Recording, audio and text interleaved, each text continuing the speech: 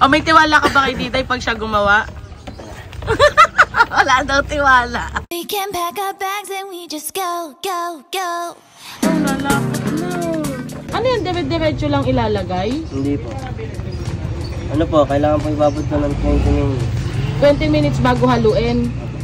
Ang galing na. Pero ano yung pinantubig mo dyan? Mineral po. Mineral, tapos sinusukat mo na lang dito. Ilang liters dapat kailangan? 14 po. 14. Ang galing naman ni Baste.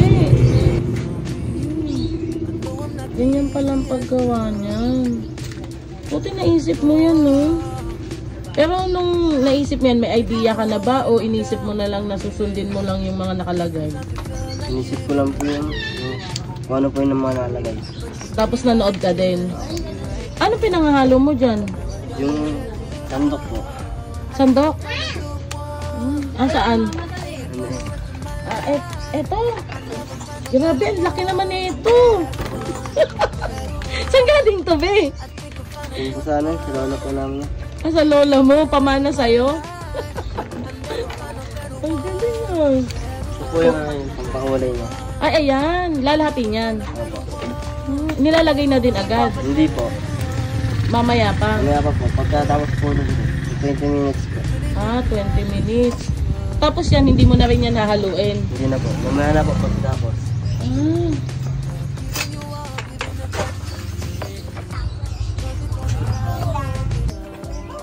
Ayun, dahan-dahan lang. Ayan yung pampaano yan, yung last na yan, be. Ayun yung pinakaano niya. Pampalapot. Ang bango. Parang asukal, Diday. Asukal yata yung nilalagay mo, Diday, eh. Hindi pwedeng ibuhos agad. Habang hinalo po. Habang hinahalo. Ilalagay pala.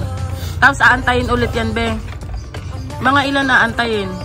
Mga na, kinabukasan na. Kinabukasan pa. Saka ilalagay sa mga bote. Kinabukasan pa pala. Pero tinuturoan mo din yan si Diday. Opo. Para pag siya na yung gagawa. O, Diday, alam mo na ba? O, may tiwala ka ba kay Diday pag siya gumawa? Wala daw tiwala. Wow, nalapot na. Ganyan pala. Ang galing. Tapos kinabukasan mas malapot pa yan, Baste. Parang juice na.